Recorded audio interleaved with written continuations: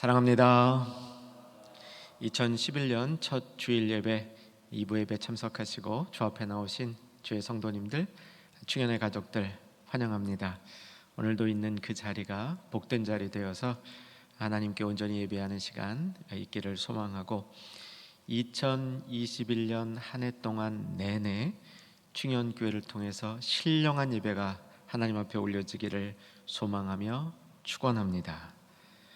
내일부터 특별 새벽 기도회가 시작이 됩니다. 그리고 그 다음 주에 계속적으로 이어서 새벽 대신 저녁 9시에 특별 신년 저녁 기도회로 모이게 됩니다. 광고된 대로 월, 화, 목, 토 모이게 되는데, 지속되는 코로나19와 함께 시작하는 2021년 어떻게 맞이할 것인가? 믿음으로 맞이해야 됩니다. 믿음으로만 2021년을 이길 수 있다.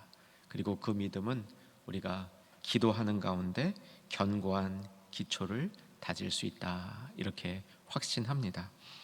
수많은 목회를 연구하시는 분들이, 그리고 목사님들이 어떻게 코로나19를 이겨갈 것인가 많은 의견들을 내고 있습니다. 제가 동의되는 부분도 있고 그렇지 않은 부분도 있지만, 정말 동의되는 부분 한 가지는 기도를 활성화해야 된다. 이전보다 더 차원 높은 기도를 드려야 된다. 이 점에 대해서 동의합니다. 비근한 예로 중국 교회는 우리보다 훨씬 더 먼저 어려움을 겪었고, 또 코로나도 먼저 겪었습니다. 이 코로나를 겪으면서 중국 가정교회들이 기도회로 승리하고 있는 모습이 역력히 전해지고 있습니다. 비록 대면으로 모이지 못하지만 비대면으로 정기적으로서 모여드리는 그 기도가 중국 교회를 살리는, 그 이전보다 더 강력한 교회를 만들어가는 힘이 되었다. 그들의 간증입니다. 이제 오늘부터 시작해서 또 내일로 연결되어서 5번의 특별 새벽 기도의 말씀과 오늘의 말씀은 모두 요한복음에 나오는 표적에 관한 이야기입니다. 요한복음을 표적의 책이라 이렇게 부르기도 합니다. 특별히 요한복음 전반부라 그러는데 1장에서 12장까지, 이제 13장에서 후반부가 시작되면서 예수님이 다락방에서 제자들과 만찬을 하면서 끝까지 사랑하신다 말씀하신 것이 후반부의 시작이라면, 요한복음 전반부 12장은 표적으로 가득 차 있습니다. 여러 번의 표적이란 말이 등장하고, 그 중에 특별히 7개의 기적 같은 이야기들이 요한복음 전반부의 중심을 이루고 있는데, 이 내용들은 우리들에게 믿음을 더해주는, 우리가 갖고 있는 믿음을 더 높은 차원으로 이끌어주기 위한 하나님의 자기 계시의 방편이었다, 이렇게 이해할 수 있겠습니다. 6번의 말씀을 들어야 되므로 표적이라는 용어를 먼저 잘 정리해 두어야만 혼선이 없을 것 같습니다. 우리말에서 요즘 표적이라는 말을 들으면 좀 부정적입니다. 왜냐하면 표적 수사, 이 표현이 머릿속에 떠오르기 때문이죠. 표적 수사 별로 기분이 좋지 않습니다. 집요하게 이제 숨겨진 것을 드러내 파서 결국 벌 주기 위해서 이렇게 표적 수사, 특별히 나에게 표적 수사를 누가 한다 그러면 기분이 안 좋습니다. 그런데 성경에 오늘 나오고 있는 이 표적이란 단어, 오늘 본문에서는 11절에 표적이란 말이 등장하고 있는데, 이 표적은 한자어로 표적 수사랑 다릅니다. 여기서 말하는 표적은, 성경에서 말하는 표적은 이런 의미이죠. 드러난 외형들이 이 그 흔적, 자취를 남기면서 원래의 모습을 쫓아갈 수 있도록, 원래의 모습을 파악해 볼 수 있도록 하는 그런 장치, 이런 의미라 보여집니다. 사실 저는 한자어보다는 원어가 더 편한데요, 헬라어 원어에서는 세메이온이라는 말입니다. 영어로는 보통 사인으로 번역이 됩니다. 영어로 사인이란 말, 우리말로 표적이란 말, 다 그렇게 쉽게 이 성경적 의미를 딱 붙잡지는 못하는 어휘인 것 같습니다. 이제 그 의미를 조금 더 풀어보면요, 표적은 하나님의 뜻을 드러내 주시는데, 이 드러난 뜻을 받아들일 때, 그때 이것을 받아들이는 사람들은 믿음을 갖게 된다는 겁니다. 그리고 또 중요한 부분은 뭐냐면 하나님이 딱 어떤 목표를 정확히 찝어서 그에게 맞춤형으로 일정한 사람들에게만 하나님의 뜻을 가르쳐 줄 때, 그리고 그 뜻을 따라올 수 있도록 이끌 때 이것을 표적이라고 표현한다. 이렇게 정리해 두시면 좋을 것 같습니다. 그러므로 표적이 베풀어졌을 때 모든 사람이 그것을 다 깨닫지 못합니다. 그것을 보고 믿음을 갖는 사람들은 제한된 사람들이죠. 그들이 축복받은 사람들이 되는 겁니다. 사랑하는 여러분, 오늘부터 시작해서 닷새 동안 특별 새벽 기도를 하는 동안 6번의 표적에 관한 말씀들이 선포되는 동안 사랑하는 온 충현의 가족들이 믿음이 더해지는 역사가 일어나기를 소망합니다. 하나님이 나를 구체적으로 정하셔서 나에게 자기를 보여주시고 나를 이끌어서 하나님의 세계로 가져가시는, 데려가시는 그 역사를 경험하는 이 오늘 주일과 새벽 특별 기도의 시간이 되기를 기대하는 것입니다. 오늘 기대하는 마음으로 첫 표적을 열어가 보도록 하겠습니다. 오늘 말씀은 매우 잘 알려진 말씀이죠.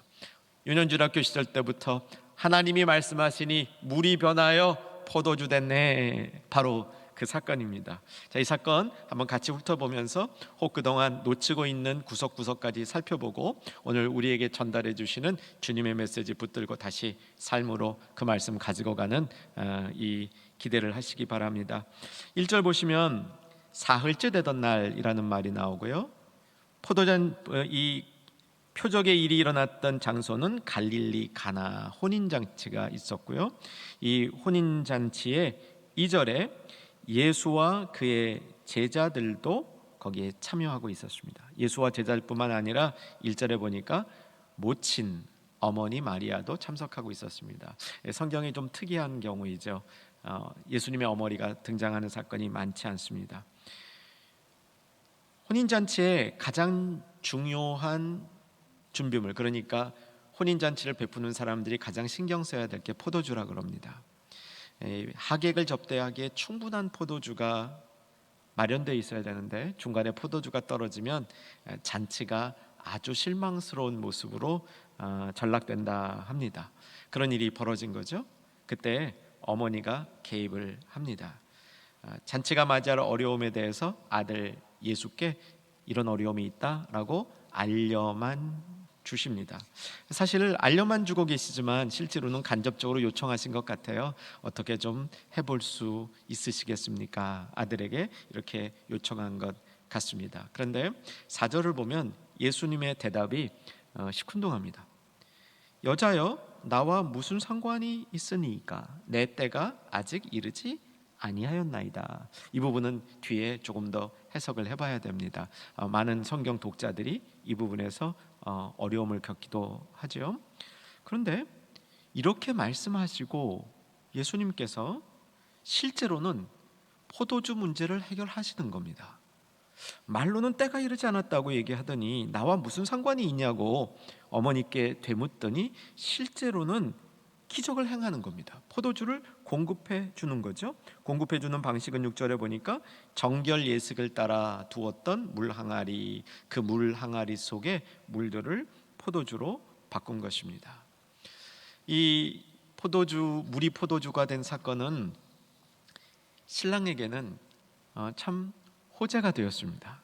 연회장이라는 인물이 등장하죠. 8절, 9절 연회장이라는 인물이 등장을 하는데 이 연회장은 모든 잔치를 주관하는 인물입니다. 그리스 문화에 특별히 나오는 인물인데요, 이 모든 것들을 주관하는데 보통은 그 잔치의 웃어른, 제일 참석하는 웃어른이 맡기도 하고 우리 문화하고는 달리 투표를 해서 대회장을 즉석에서 뽑기도 한다 그럽니다. 어쨌든 이 잔치를 총 주관하는 이 사람이 포도주를 맛보더니 이 신랑 정말 괜찮은 친구인데, 보통은 취한 다음 좋지 않은 포도주가 나오는데 취한 다음에 더 좋은 포도주가 나오네. 신랑은 포도주가 없어져서 큰 낭패를 받을 것 같은 위기에서 오히려 칭찬을 받고 혼인이 끝나는 장면입니다.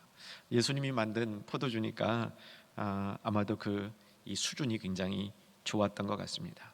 이것은 눈에 보였던 사건이고요, 실제 중요한 눈에 안 보이는 사건의 흐름이 있었는데, 그 사건의 흐름은 11절에 요점이 나타납니다. 11절 같이 보시고 읽겠습니다. 예수께서 이 표적을 갈릴리 가나에서 행하여 그의 영광을 나타내심에 누가? 제자들이 그를 믿으니라. 자, 이제 오늘부터 시작해서 6번 다루게 될 표적을 여러분 쭉 마음에 받으실 때 꼭 하셔야 될 일이 있습니다. 뭐냐 하면 이 표적을 예수님께서 누구에게 주셨냐는 겁니다. 표적은 정확한 대상이 있어서 그 사람에게 맞춤형으로 주신다. 그 사람의 믿음을 더 좋게 만드실 목적으로, 분명한 목적으로 주시는 특별한 사건이라. 이게 표적입니다. 누구에게 주셨는가를 파악한 다음에 그들이 어떻게 되었는가도 보아야 됩니다. 그리고 성경의 표적을 받은 그 인물과 나와는 어떤 유사성이 있는가? 그렇게 될 때 그 표적은 나에게는 어떤 의미가 있는가? 이렇게 적용되어질 수 있다는 사실이죠. 자, 첫 번째 표적, 물이 포도주가 된 이 표적을 준 대상은 신랑이 아니었습니다. 연회장도 아니었습니다. 모친도 아니었습니다. 11절 보니까 누구입니까? 제자들이라고 되어 있습니다. 제자들에게 준 표적이고, 제자들이 이것을 통해서 더 깊은 믿음으로 발전해 나갔다. 그 믿음으로 발전해 나가는 그 중간 그 연결고리에 영광이 있었습니다. 이 표적을 통해서 예수님의 영광이 나타났고 그 영광을 보고 믿었더라. 믿음이 더 깊어졌더라. 이런 가르침인 것이죠. 그럼 이 제자들은 누구인가 살펴봐야 됩니다. 1절로 돌아가시면 됩니다. 1절로 가시면 나흘째 되던 날, 도대체 이건 뭐로부터 나흘째 되던 날인지 불분명하죠. 2장 1절이니까 당연히 1장에 그 내용이 있는 겁니다. 무슨 내용이냐면 예수님께서 제자들을 부르신 겁니다. 다른 복음서와 달리 예수님이 요한복음에서 예수님이 제자를 처음 부르시는 장면을 보게 되면요, 세례 요한의 제자들을 세례 요한이 예수님께 보내요. 그들이 예수님의 제자가 된다, 이런 구조인데, 앞에 1장 끝부분을 읽어보게 되면 이 대목까지 적어도 4명, 많으면 6명의 제자가 생깁니다. 1장 끝부분의 내용들은 이번 주 지나고 그 다음 주 저녁 기도의 시간에 거기부터 이어서 말씀으로 다루게 될 것이니까 기대해 주시기 바랍니다. 4명에서 6명의 제자가 생긴 겁니다. 아직 12명이 안 생겼습니다. 4명에서 6명의 제자만을 데리고 혼인잔치에 갔는데, 이 혼인잔치에 물이 포도주가 되는 표적을 통해서 결국은 나흘 전에 예수 믿고 따르는 제자들이 견고한 믿음으로, 믿음 생활에 있어서 결정적인 확신을 주는 믿음을 갖게 되는 사건으로 물이 포도주가 되는 표적을 사용했다는 겁니다. 금방 적용이 되시겠습니까? 나에게 물이 포도주가 되는 이 표적이 있기를 소망하십시다. 이건 진짜 막 내 물이 포도주 바뀌고 뭐 이런 그 똑같은 일이 반복되는 기적이 아니라 정말 예수님이 믿어지는, 정말 예수님이 왜 이 땅에 오셨는가, 왜 나를 구원하셨는가, 예수님의 목적, 예수님의 계획이 나의 삶 속에, 나의 심령 속에 확실히 깨달아지는 표적, 이것이 물이 포도주가 된 표적의 의미입니다. 여러분, 연초에 우리가 이런 확신이 한 번 더 있었으면 좋겠습니다.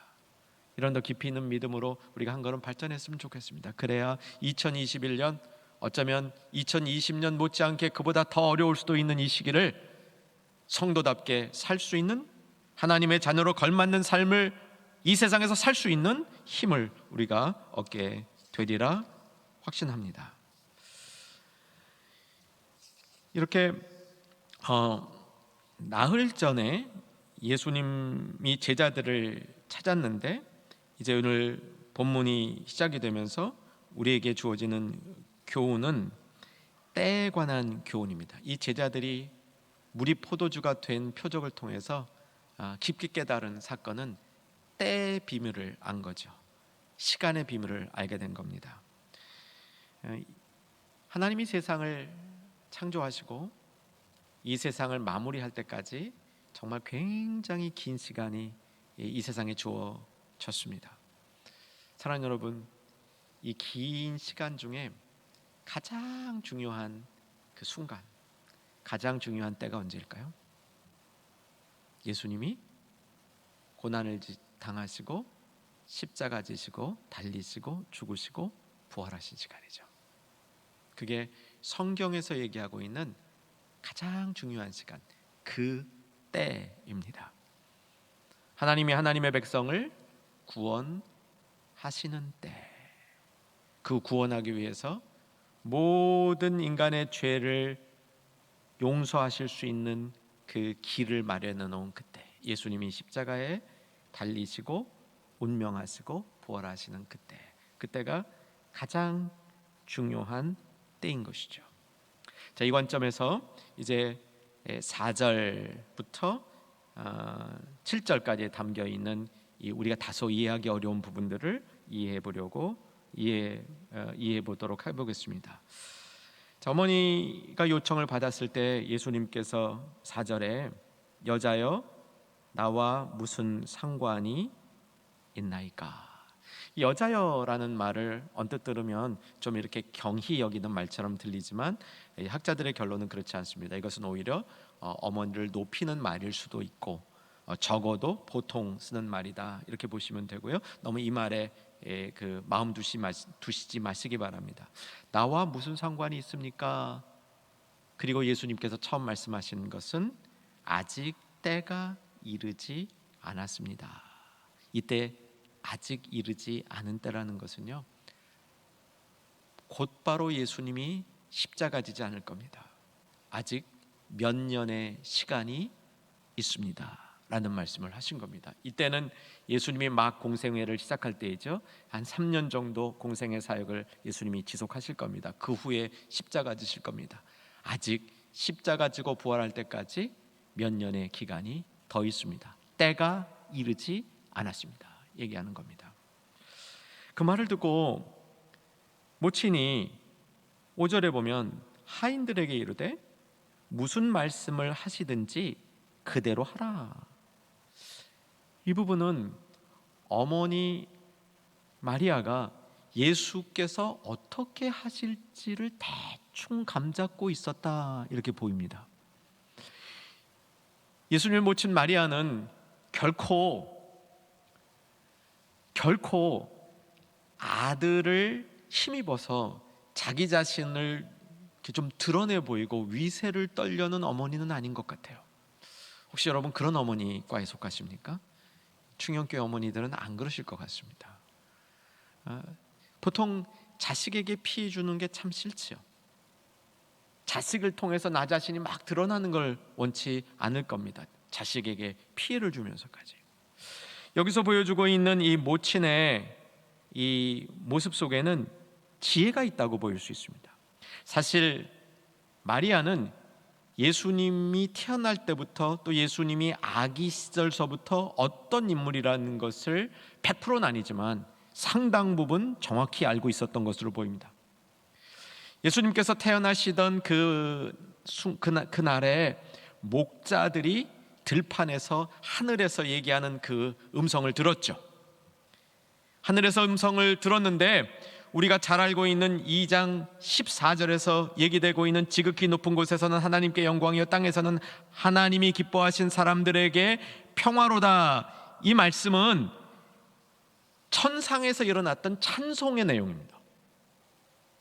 그런데 누가복음을 잘 보면 이 찬송 이외에 천사들이 목자들에게 네가 가서 예수님의 부모에게 이런 얘기를 좀 전해라 라는 이야기가 있어요. 그 내용은 성경에 기록이 안 돼 있습니다. 전하라는 전달 사항만 받아서 전했다, 이 얘기만 나오는데 누가복음 2장 19절이죠. 마리아는 이 모든 말을 마음에 새기어 생각하니라. 이어지는 누가복음 2장 34절과 35절에 보면 예수님의 부모가 예수님을 데리고 아기 예수를 데리고 가난한 제사 드리러 예루살렘에 올라간 것 기억나시죠? 비둘기 2마리, 정결 예식, 또 아기 첫 아들을 하나님께 드리는 헌신 예식 올라갔었습니다. 자, 이때 헌신 예식을 드리는 내용보다 성경은 뭘 강조하고 있냐면 예수님이 아기 예수께서 예루살렘에 오셔서 그 예식을 할 때 두 명의 매우 영적인 인물들을 준비해 놓으셨다가 한 분은 남자, 한 분은 여자, 시므온과 안나를 준비해 뒀다가 이분들을 통해서 예수님이 어떤 일을 하실 건지를 선포하고 있는 거죠. 시므온이 한 선포입니다. 시므온이 축복을 하고 보라, 이는 이스라엘 중 많은 사람을 패하거나 흥하게 하며 비방을 받는 표적이 되기 위하여 세움을 받았고, 예수님이 할 일에 대해서 마리아는 이미 깨닫고 있었던 것 같습니다. 자, 다소 복잡한 얘기였지만 이제 이 말씀을 정리합니다. 예수님이 말씀하시는 그때는 예수님이 죽으시고 부활하시고 승천하셔서 영광을 받으실 때입니다. 그런데 그 예수님이 구체적으로 십자가에 달리실 그 이전부터, 예수님이 이 땅에 공생의 사역을 시작하시던 그때부터 영광이 부분적으로 나타나기 시작했다는 겁니다. 이게 오늘 첫 번째 표적이 담고 있는 메시지입니다. 이것이 사실 우리에게도 적용이 됩니다. 우리에게 어떻게 적용이 되냐면요, 예수님이 십자가에 달리시고 부활하셔서 하나님의 영광이 나타났는데 우리는 그 영광을 맛보고 살아가는데 앞으로 다가올 더 빛나는 영광이 있다는 겁니다. 언제 봤죠? 그거는 우리가 새하늘 새 땅에 하나님 나라에 온전히 들어가게 됐을 때 그 영광을 받게 된다. 이 구조를 미리 보여주는 것이죠. 예수님의 영광은 요한복음 1장 14절에서 선포되어 있죠. 말씀이 육신이 되어 우리 가운데 거하시매 우리가 그의 영광을 보니 아버지의 독생자의 영광이요 은혜와 진리가 충만하더라. 이 개관이에요, 개관. 이 영광이 예수님이 공생애를 시작하셔서 제자들을 막 부르시고 사흘째 되는 날 가나에 가셔서 혼인잔치에서 물이 포도주가 되게 할 때, 즉 공생애가 시작될 때 이 영광이 비치기 시작했다는 겁니다. 근데 그 영광의 진짜는 예수님이 죽으시고 부활하실 그때 나타나는 것이고, 그것의 완결은 우리가 주님 품에 갔을 때, 하나님 나라가 이 땅에 임했을 때 그 영광이 온 천하에 드러나게 된다는 겁니다. 그 이전까지 하나님의 영광은 믿는 사람들에게만 나타납니다. 그래서 오늘 가나의 혼인잔치에서 물이 포도주가 된 사건의 표적은 누구를 향해서 줬다고요? 제자들, 믿는 사람들에게 준 표적이고, 이들을 이끌어 더 깊은 믿음으로 인도해가는 하나님의 사랑이요 하나님의 장치라는 사실입니다. 여러분, 물이 포도주가 된 사건의 의미가 조금씩 벗겨지십니까? 우리에게도 이런 표적이 임할 수 있기를 기도하십시다. 주님의 영광을 조금 더 깨달을 수 있는 우리들의 첫 한 주, 새해의 첫 한 주가 될 수 있기를 기대해 보십시다. 자, 물이 포도주가 된 이 사건의 조금 더 깊은 의미를 찾아가면서 이제 우리가 더 붙들어야 될 메시지로 갑니다. 물이 포도주가 된 사건에서 우리가 놓치지 말아야 될 거는요, 어떤 물을 어떤 양의 포도주로 바꿨냐는 거죠. 다시 오늘 본문으로 돌아와 보면 6절에 유대인의 정결 예식을 따라 두세 통 드는 돌 항아리 6개. 두세 통은 항아리의 이 덩치를 얘기하는 겁니다. 얼마나 그 많은 물을 담을 수 있는가. 두세 통은 우리 식으로 말하면 현재 우리가 사용하는 도량형으로는 100리터 정도다 이렇게 이야기합니다. 100리터에 6개니까 600리터. 600리터의 물이 포도주로 바뀐 겁니다. 저는 잘 모르겠는데 600리터의 포도주를 몇 사람이 마실 수 있을까? 이 계산한 분에 의하면요 3,000명 정도가 마실 수 있답니다. 다량의 포도주를 의미하는 겁니다. 이것은 당시 가나 주변에 있던 나사렛 그 주변의 몇 개 마을들 다 작은 마을들입니다. 사람들이 많이 살지 않았던 한 마을에만 30명 많아야 100명도 살까 말까 했던 마을들이기 때문에 그 마을 주변을 다 모아놔도 못 마시는 양인 거예요. 상징적인 의미가 있다는 거죠. 여러분 구약 성경에서 다량의 포도주가 상징하는 것은 뭐냐면 하나님의 마지막 때의 축복이라. 하나님 나라가 임할 때 일어나는 그 풍성한 축복을 다량의 포도주로 설명하는 경우가 종종 나옵니다. 소선지서 중에 마지막 종말을 다루는데 쓰여진 그 소선지서 중에 대표적인 게 요엘이라는 책이죠. 마지막 때 성령이 임하시면 예언할 것이요 그 있는 선지서입니다. 이 요엘서 3장 18절에 보게 되면 그날의 산들이 단 포도주를 떨어뜨릴 것이며, 그러니까 막 산 전체가 포도주를 막 흘러내릴 것이며 이렇게 표현한 게 이거 상징이죠. 하나님 나라의 풍성함을 표현하는 겁니다. 하나님 나라가 임했을 때 그 안에 일어나는 그 잔치적인 분위기, 사람의 마음이 정말 하나님 때문에 가득 채워지고 있는 그 기쁨의 상태를 이렇게 표현하는 것이고요. 아모스, 이사야, 스가랴 등에서 이 표현은 반복적으로 나타나고 있습니다. 다량의 포도주가 하나님의 나라, 하나님의 새로운 세계가 열리는 것을 보여주는 것은 오늘 본문의 내용과 매우 잘 연결이 되는 거죠. 예수님께서 십자가에 달리시고 그래서 죽으시고 부활하실 그때 영광이 나타날 그때 하나님 나라가 이 땅에 이루어진다는 것이죠. 하나님 나라가 이루어질 때 그때 하나님 나라의 풍성한 통치가, 그 기쁨이 그 누구도 막을 수 없는 그런 밀려오는 기쁨이 이 땅에 이루어진다는 것이요. 그것으로 제자들을 초청하고 있는 겁니다. 제자들은 이 깨달음을 받음으로 진짜 제자가 될 수 있는 신앙의 성숙을 이룬 겁니다. 그저 물로 자신을 씻어서, 내가 스스로 열심히 나 자신을 씻어서 착한 사람, 좋은 사람 되겠다는 구약적 노력이 아니라 하나님 안에서 하나님이 공급해 주시는 흘러내리는 축복을 받아서 그 축복 가운데 잠겨서 하나님의 제자로서 살아갈 수 있다는 이 새로운 시대의 축복을 물이 포도주가 되는 사건을 통해서 이들이 영적으로 경험하고 있는 것이죠. 여러분, 이 표적은 우리에게 꼭 있었으면 좋겠습니다.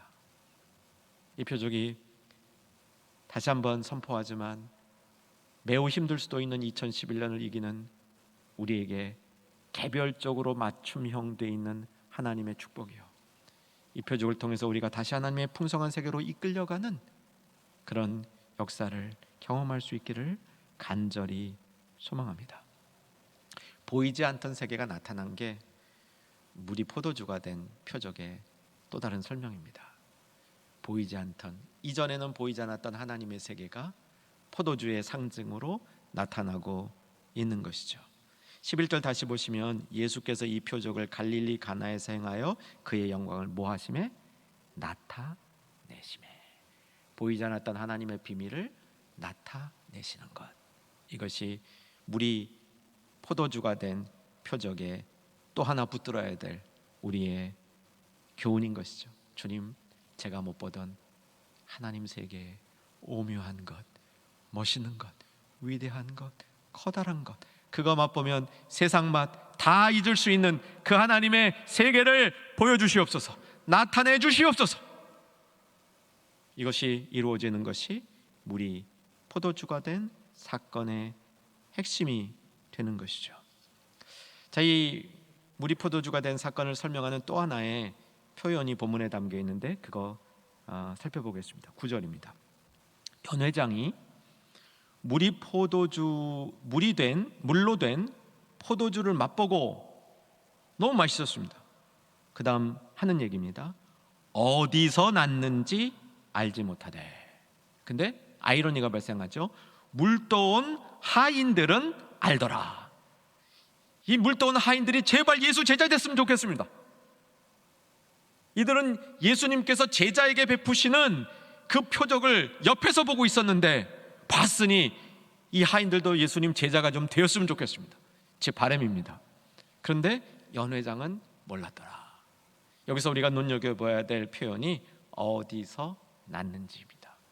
여러분, 요한복음에 어디서 났는지를 가지고 의문을 던지고 성도에게 그 깨달음을 촉구하는 표현이 참 많이 나옵니다. 굉장히 많이 나와요. 몇 번 저와 여러분 나눌 겁니다. 비근한 예로 이제 3장에 가면 중생 니고데모 얘기할 때 바람이 어디서 불러서 어디로 갔는지 아느냐, 그거 모르는 것처럼 성령이 하는 일도 모른다. 그런데 깨달은 자는 안다, 그 얘기예요. 여러분, 물이 포도주가 된 사건은 뭐냐면 어디로 났는지 모르던 것을 깨닫는다, 그런 얘기입니다. 우리의 인생이 도대체 어디로 가야 되는지, 우리의 인생이 무엇에 기반을 둬야 되는지 모르는 혼동의 상황에서 근본을 알게 되는 사건, 이것이 물이 포도주가 되는 표적을 경험한 사람들이 누리는 믿음의 깊이를 더하는 축복인 줄로 믿으시기 바랍니다. 사랑하는 중현의 가족들, 어디서 났는지 어디로 가는지 여러분 확실히 아는 믿음 가운데 거하시기를 주의 이름으로 축원합니다. 답은요, 어디서 났는지 요한복음 전체가 주는 답은, 이 질문이 있을 때마다 주는 답은요 간단합니다. 어디서 났는지 위로부터 났다는 거예요. 어디로 가는지 위로 간다는 겁니다. 예수님이 위에 계시다 내려오셔서 우리를 이끌어 다시 하나님의 거처로 이끌어 가신다. 요한복음의 큰 교훈이죠. 이것처럼 어디서 났는지 위로부터 났습니다. 어디로 가는지 위로 갈 것입니다. 이런 믿음을 깨닫게 되는 것, 이것이 표적을 가지고 믿음에 이르는 성도들의 모습인 것이죠. 제가 오래전에 그리스에서 이 바울 선교지 학습을 제법 긴 시간을 한 적이 있었습니다. 그때 저와 함께 이제 학습하던 선교사님께서, 목사님 맨날 성경에 나오는 곳만 다니시지 말고 제가 좋은 곳 하나 모시고 가겠습니다. 그 제법 먼 곳인데, 보통 이제 성경에 나오는 지역들은 그리스 동부인데 이 서부 지역으로 갔습니다. 메소롱기라는 지역이었는데 국립공원이었습니다. 제법 예뻤고요. 이제 거기의 특징은 뭐냐면, 그리스가 독립 전쟁을 할 때 죽었던, 거기서 이제 전쟁에 참여해서 사망했던 분들을 이제 모셔놓은, 우리나라로 말하면 현충원 같은 그런 기능을 하는 부분이 있었는데, 거기에 영국 사람 바이런의 무덤이, 동상이 있습니다. 이 바이런은 잘 알려진 대로 영국이 나온 아주 탁월한 시인이죠. 시성이라고 부르고 굉장한 귀족입니다. 금수저죠. 남작이기 때문에 이 자귀는 대물림을 합니다. 아버지가 죽으면 자기가 다음 때 자기 됐는데 이 남작이 됐죠. 영국 사회에서는 대단하죠. 젊어서 캠브리지 대학에 갔는데 별로 그렇게 세상 공부는 뜻이 없었던 것 같아요. 워낙 탁월한 부분이 많다 보니까 잠시 공부하다가 그만뒀다 그러는데, 제가 그때 그리스에서 들은 일화입니다. 제 추측에는 캠브리지 대학 시절인 것 같아요. 학교에서 시험을 보는데, 기말고사를 보는데 선생님이 주관식 문제 하나를 칠판에다 적었습니다. 물이 포도주가 된 사건을 설명하시오. 저도 옛날에 요한복음 신학교에서 가르칠 때 이런 문제 낸 적이 있습니다. 다들 쉽게 쓰고 나가는데, 바이런은 시험이 다 끝날 때까지 아무것도 안 쓰고 있었답니다. 이 선생님이 답답해서, 자네 몇 글자라도 쓰고 나가야 낙제는 면하지 않겠나 그랬는데, 이제 딱 시험 끝날 무렵에 한 줄 쓰고 나갔답니다. 물이 그 주인을 만나니 얼굴이 붉어졌더라. 참 시적이죠. 가만 생각해 보면요, 요한복음 이 첫 번째 표적을 참 잘 이해하고 있는 참 잘 이해하고 있는 모습이에요. 포도주의 근원이 어디서 비롯되었는지 예수님이라는 거예요. 주인 예수님을 만나니 예수님과의 만남, 그분 인생이 나에게 찾아오시고 개입하셔서 나를 하나님의 풍성한 세계 안에 두시고 변화시켜서 영생의 후에 맛볼 그 변화를 이 땅에서 체험하게 해주시는 것, 이것이 포도주 사건의 의미이죠. 마지막 정리합니다. 포도주는요, 예수님의 보혈도 상징합니다. 이미 감 잡으셨죠? 오스카 쿨만이라고 참 제가 좋아하는 신학자가 있는데, 이 오스카 쿨만이 요한복음 19장 끝부분에 예수님께서 십자가에 달리신 그 상태에서 이미 운명하셨지만 확인을 위해서 군병들이 옆구리에 창을 찌르는 장면, 뭐와 뭐가 나옵니까? 물과 피가. 그것이 바로 가나의 포도주 사건과 연결되어 있다, 이런 해석을 한 부분이 있습니다. 저는 정당하다고 생각합니다. 물이 포도주로 바뀐 사건은 우리가 일어나는 정말 변화, 우리가 정말 붙들어야 된 참된 신앙의 깨달음은 보혈에 대한 깨달음이라는 것이죠. 이 보혈이 나를 씻었고, 이 보혈이 레위기의 얘기처럼 성전의 오염을 씻어내고, 그 씻어낸 효과가 하나님의 백성과 하나님을 결속시킨다. 이 보혈의 의미를 깨닫게 되는 것이 물이 포도주로 변하는 표적의 핵심이라고 얘기할 수 있는 겁니다. 사랑하는 성도 여러분, 우리가 다시 한번 주님과 동행하는 한 해의 삶, 또 이번 한 주간이 될 수 있기를 소망합니다. 표적이 우리 가운데 생생하게 자리 잡는 축복된 삶의 자리로 나아가는 저와 여러분 되기를 주의 이름으로 축원합니다. 기도하겠습니다. 살아계신 아버지 하나님, 우리의 믿음에 표적이 있게 하시고 표적을 따라 깊어지는 믿음 갖게 하여 주시옵소서. 예수님 이름으로 기도하옵나이다. 아멘.